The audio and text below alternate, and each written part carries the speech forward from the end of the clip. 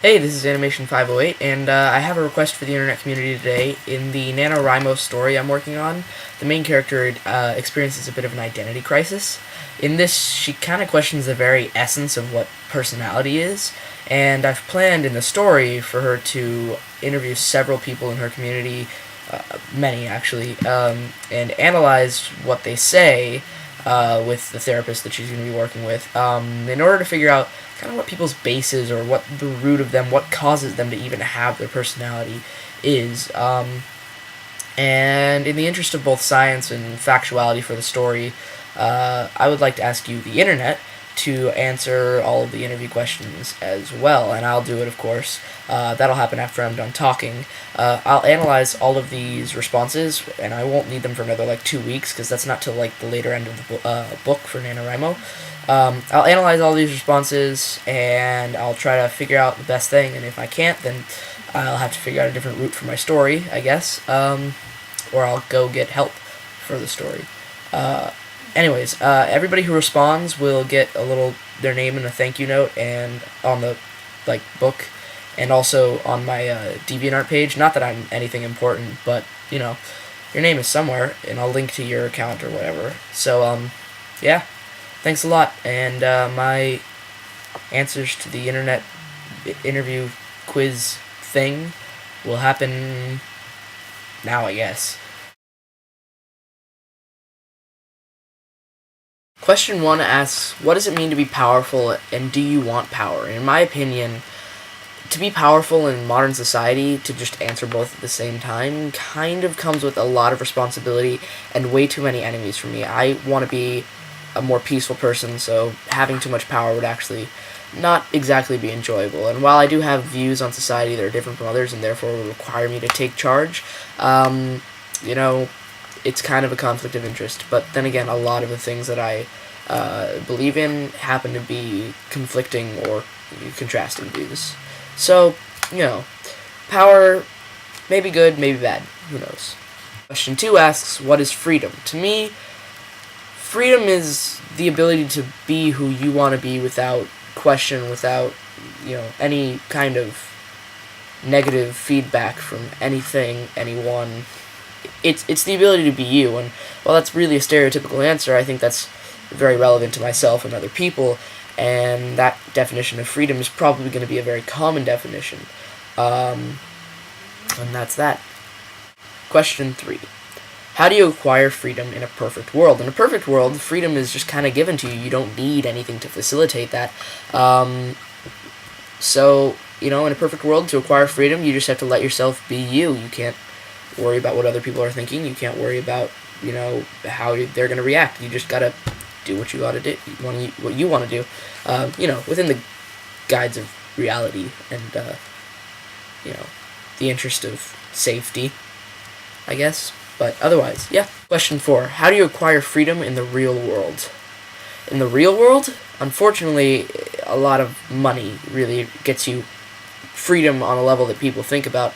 But in my opinion, in order to achieve freedom without having to have a ton of money, you just need to have the right friends. I mean, if you choose the wrong friends, you're not going to have freedom because you're going to have to lie. But if you've got the right friends, then you're good. You don't have to lie, you don't have to be somebody you're not, and you can just be you. Question 5. How do you equate imagination and prosperity? So, imagination in relation to prosperity, in my opinion, only works if you can put what you're thinking down to words or images. Otherwise, it gets you nowhere. Unfortunately, in this world, you need to be either able to either use logic or imagination, and very rarely do they come together. Things like writing and music, and sometimes painting and photography, those are places where they'll come together, but otherwise, they're completely disconnected, and I actually dislike that in society, and I think that the NaNoWriMo novel that I'm working on really deals with that. Spoilers. Question 6 asks, how does logic fit into your life? In my life, logic is incredibly important to me. I believe that everything should have a logical explanation for the most part. There are obviously always anomalies in your life, and I can't obviously explain that's what an anomaly is, but I think that logic is very helpful. It helps you understand what's going on with your life. It lets you get past little roadblocks and emotional challenges a lot easier, and it's kind of nice. Question 7 asks, in what ways do you use logic? In what ways do you use imagination? I use logic all the time, school, math, all those types of things, but also I analyze a lot of stuff. When I'm writing, I use logic, and the same way with imagination. Taking photos, writing, I use logic on those things, and imagination, and especially when, of course, you're dreaming. That's when your imagination kind of gets set free, and that's one of my favorite times. Question 8 asks, what do you think inspires the use of logic or imagination? To me, I think different situations call for different things, obviously.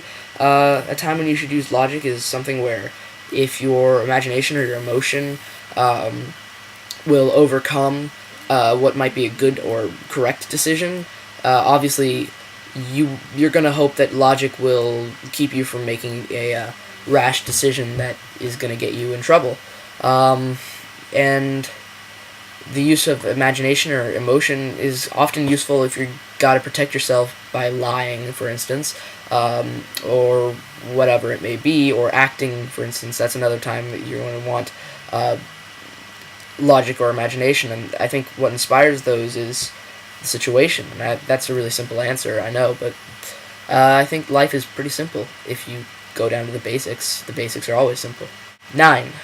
In 10 words, describe yourself.